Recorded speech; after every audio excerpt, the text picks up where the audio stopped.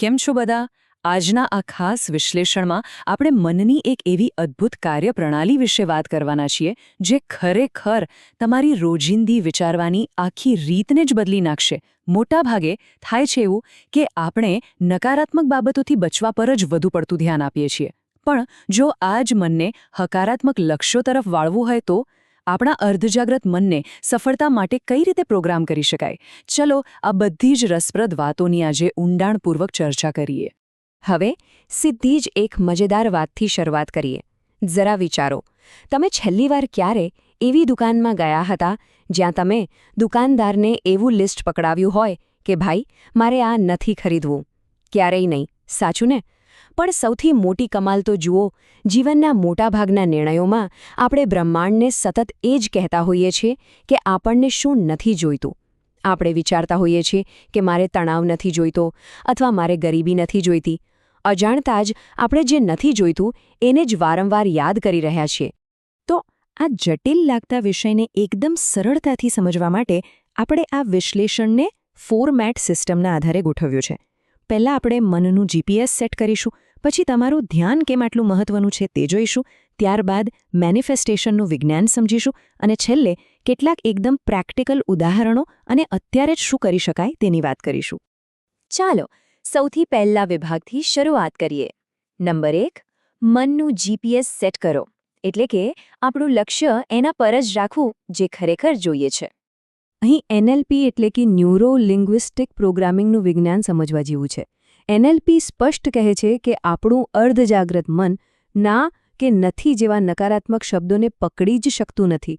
ખરેખર આનો સીધો અર્થ એ થયો કે જ્યારે પણ આપણે કોઈ નકારાત્મક પરિણામ ટાળવાની કોશિશ કરીએ છીએ ત્યારે આપણું મન સીધું જ એ જ નકારાત્મક બાબત પર ફોકસ કરવા લાગે છે. એટલે કે જેનાથી આપણે દૂર ભાગવા માંગીએ છીએ, મન એની જ તરફ વધારે ખેંચાઈ જાય છે. છે ને આશ્ચર્યજનક? હવે આગળ વધીએ આપણા બીજા વિભાગ પર. નંબર 2, શા માટે તમારું ધ્યાન મહત્વનું છે? અહીં આપણે સમજીશું કે આપણું ધ્યાન કેવી રીતે આપણું ભવિષ્ય નક્કી કરે છે. જરા આ આંકડા પર નજર કરો. 20 લાખ, હા સાચું સાંભળ્યું, દર સેકન્ડે 20 લાખ બિટ્સ જેટલી માહિતી આપણું મગજ મેળવે છે. આસપાસના અવાજો, દ્રશ્યો, અનુભવો આ બધું જ એક પ્રચંડ પ્રવાહની જેમ સતત આપણા મગજમાં આવતું જ રહે છે. પણ અસલ વાત હવે આવે છે. આટલી જંગી માહિતી સામે આપણું સભાન મન દર સેકન્ડે કેટલી માહિતી પ્રોસેસ કરી શકે છે ખબર છે? માત્ર 126 બિટ્સ. જી હા, માત્ર 126. આનો અર્થ એ થયો કે આપણા મગજમાં એક બહુ જ મોટું ફિલ્ટર ચાલી રહ્યું છે જે મોટાભાગની માહિતીને બહાર જ અટકાવી દે છે. અને માહિતી ગાળવાની આ જબરદસ્ત સિસ્ટમને વિજ્ઞાનની ભાષામાં રેટિક્યુલર એક્ટિવેટિંગ સિસ્ટમ એટલે કે આરએએસ કહે છે. આ આરએએસ એક એવા ફિલ્ટર કે દરવાન જેવું કામ કરે છે જે નક્કી કરે છે કે આ લાખોની માહિતીમાંથી તમારા સભાન મન સુધી શું પહોંચશે. અને આ ફિલ્ટર કઈ રીતે નક્કી કરે છે? બહુ જ સીધી વાત છે. તમે જેના પર સૌથી વધુ ધ્યાન આપો છો એ જ માહિતી અંદર જશે. આ 2 અલગ અલગ ઉદાહરણો જુઓ એટલે બધું જ ક્લિયર થઈ જશે. જો તમે સતત મુશ્કેલીઓ પર જ ધ્યાન આપશો તો તમારું આરએએસ દુનિયામાંથી માત્ર ને માત્ર મુશ્કેલીઓ જ શોધીને તમારી સામે લાવશે, જે એક મોટું જોખમ છે. પણ જો તમે સફળતા અને ઉકેલો પર ફોકસ કરશો તો આ જ સિસ્ટમ અંધારામાંથી પણ રસ્તો કાઢી લાવશે. એટલે જ તો કહેવાય છે ને કે સમસ્યા ઉપર વિચારશો તો વમણમાં ફસાશો અને ઉકેલ પર વિચારશો તો નવી તકો દેખાશે. ચાલો હવે આપણે પહોંચી ગયા છીએ ત્રીજા વિભાગ પર. નંબર 3, મેનિફેસ્ટેશનનું વિજ્ઞાન. અહીં આપણે આકર્ષણના સિદ્ધાંત પાછળનું સાચું ક્વોન્ટમ ફિઝિક્સ સમજીશું. જુઓ, આમાં કોઈ જાદુ મંતર નથી. આ એક એકદમ સિમ્પલ વૈજ્ઞાનિક સમીકરણ છે. વિચાર વત્તા લાગણી બરાબર મેનિફેસ્ટેશન. જ્યારે તમારા સ્પષ્ટ વિચારો કોઈ ચોક્કસ લાગણી કે ફ્રીક્વન્સી સાથે જોડાય છે ત્યારે જ પરિણામ પેદા થાય છે. આ એક બહુ જ શક્તિશાળી પ્રક્રિયા છે. એક સાવ સરળ ઉદાહરણથી સમજીએ. જો તમે તમારો રેડિયો 91.1 FM પર સેટ કર્યો હોય તો શું એમાં 98.3 FMના ગીતો વાગવાના છે? બિલકુલ નહીં. એવી જ રીતે જો તમારું મન નકારાત્મકતાની ફ્રીક્વન્સી પર સેટ થયેલું હશે તો તે ક્યારેય સકારાત્મક પરિણામો નહીં લાવી શકે.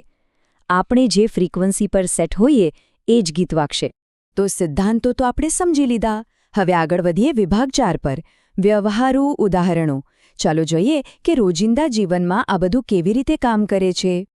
હવે વિચારો કે તમે ટેક્સીમાં બેસીને ડ્રાઈવરને એમ કહો કે ભાઈ, મારે રેલવે સ્ટેશન નથી જવું, એરપોર્ટ નથી જવું અને ગાંધીનગર તો જરાય નથી જવું. તો ટેક્સી ક્યાં જશે? ક્યાંય નહીં, એ ત્યાંની ત્યાં જ ઊભી રહેશે. જીવનની યાત્રાનું પણ આવું જ છે દોસ્તો. આગળ વધવા માટે તમારે એક ચોક્કસ, સીધું અને હકારાત્મક સરનામું આપવું જ પડશે. એવી જ રીતે કોઈ કરિયાણાની દુકાને જઈને એમ કહે કે મારે સાબુ નથી જોઈતો અને તેલ નથી જોઈતો, તો દુકાનવાળો ભાઈ તો માથું જ ખંજવાળતો રહી જશે. થેલી ખાલી ને ખાલી. પણ જો તમે સીધું જ કહો કે 1 કિલો ખાંડ આપો, તો તરત જ તમારું કામ થઈ જશે. બ્રહ્માંડ પાસે પણ શું નથી જોઈતું એની માંગણી કરવાથી માત્ર મૂંઝવણ જ ઊભી થાય છે. એને સીધું જ કહો કે તમારે શું જોઈએ છે. હવે આપણે આજના વિશ્લેષણના છેલ્લા અને સૌથી મહત્વના પડાવ પર છીએ. વિભાગ 5. ક્યારે? અત્યારે જ શરૂઆત કરો. કારણ કે આ શક્તિનો ઉપયોગ કરવા માટે આવતીકાલની રાહ જોવાની કોઈ જ જરૂર નથી. તમારા મનના આંતરિક નેવિગેશનને સેટ કરવા માટેની એકદમ જોરદાર પદ્ધતિ છે. પહેલું, વિઝ્યુઅલાઇઝ. રોજ સવારે 5 મિનિટ કાઢો અને તમારે જે પરિણામ જોઈએ છે તેને મનમાં સ્પષ્ટ જુઓ. બીજું, અફર્મેશન. હંમેશા હકારાત્મક ભાષાનો જ ઉપયોગ કરો. અને ત્રીજું, એક્ટ. એટલે કે એવું જ વર્તન કરવાનું શરૂ કરી દો જાણે કે તમારું એ લક્ષ્ય તમને ઓલરેડી મળી ગયું છે. અહીં અફર્મેશનના તબક્કામાં ભાષાની પસંદગીમાં લોકો કેવી ભૂલ કરે છે એ જુઓ. મારે ચિંતા નથી કરવી એમ કહેવું એ ખોટો રસ્તો છે. કેમ? કારણ કે ફોકસ હજુ પણ ચિંતા પર જ છે. એના બદલે એમ કહો કે હું શાંત અને આત્મવિશ્વાસથી ભરપૂર છું. આ સાચો રસ્તો છે. આવા હકારાત્મક શબ્દોથી અર્ધજાગ્રત મનને સાચું એડ્રેસ મળે છે. લેખક શાંતુભાઈ વીનું આ એક વાક્ય તો ખરેખર મનમાં કોતરી લેવા જેવું છે. તમારું મન એક શક્તિશાળી મેગ્નેટ છે. તમે મનમાં જે વિચારો નાખશો એ જ વસ્તુઓને તમે તમારા જીવનમાં આકર્ષિત કરશો. અભાવ વિચારશો તો અભાવ આવશે, અને જો સફળતાનો વિચાર કરશો તો સફળતા ખેંચાઈને આવશે. તો હવે આ વિશ્લેષણના અંતે એક બહુ મોટો સવાલ હું વિચારવા માટે છોડું છું. શું જીવનની ડિક્શનરી હજુ પણ એવા લિસ્ટથી ભરેલી રહેશે જે નથી જોઈતું? કે પછી હવે સમય આવી ગયો છે કે ખરેખર શું જોઈએ છે એનું એક સ્પષ્ટ લિસ્ટ તૈયાર થાય? તમારા આંતરિક જીપીએસને યોગ્ય દિશા આપવાની શરૂઆત અત્યારે, આ જ ક્ષણથી કરો. મને ખાતરી છે કે આ માહિતી ચોક્કસથી તમને એક નવી દિશા બતાવશે. આ ખાસ વિશ્લેષણમાં મારી સાથે જોડાવા બદલ ખૂબ ખૂબ આભાર.